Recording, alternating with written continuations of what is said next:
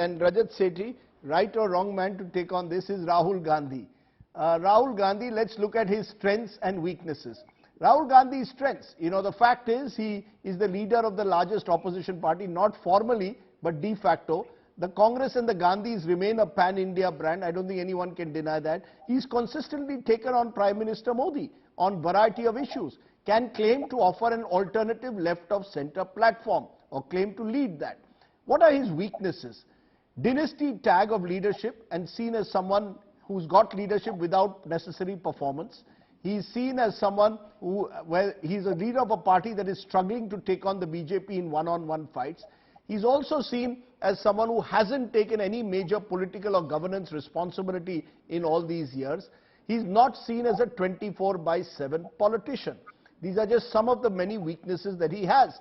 Rajat Sethi, who is it out of all these contenders, and you've been close to the BJP, that the BJP would like to see most projected by the opposition, and who would they like to see the least?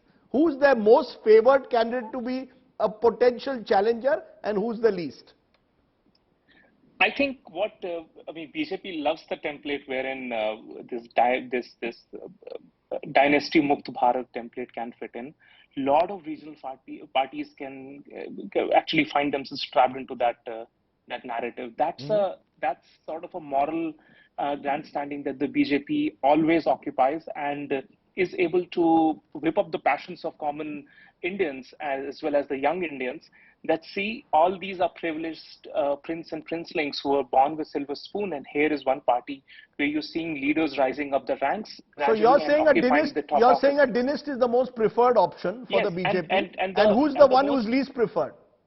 Who's the one they're worried about? I think the least preferred is somewhere around the 90s days of socialism or Samajwad, which still haunts the BJP, and this is one reason why for 30-40 years of BJP's creation, they've never been able to find one truly authentic leader coming in from a state like Bihar. So therefore Nitish Kumar could be the person? So Nitish Kumar could be old-style socialist? Maybe not. I personally feel that he is on his waning days and years. He might not be able to excite the masses, but it has to be an ideological response to BJP, and that ideological response, at least what Bihar is trying to present, is somewhere around the Lohiyawad. They're trying to say that, see, this broad picture of Hindutva that BJP is projecting can be dented by bringing in issues which were at least 20-30-year-old issues around caste-based census, ensuring that there is more division and people, especially belonging to the EBC, OBC, and the so it's the last. Again, rise up. I've run out of time. I've run out of time, Rajat. It is possibly therefore the last battle. I've positioned as that Bihar is possibly the last Mandal versus Kamandal battle.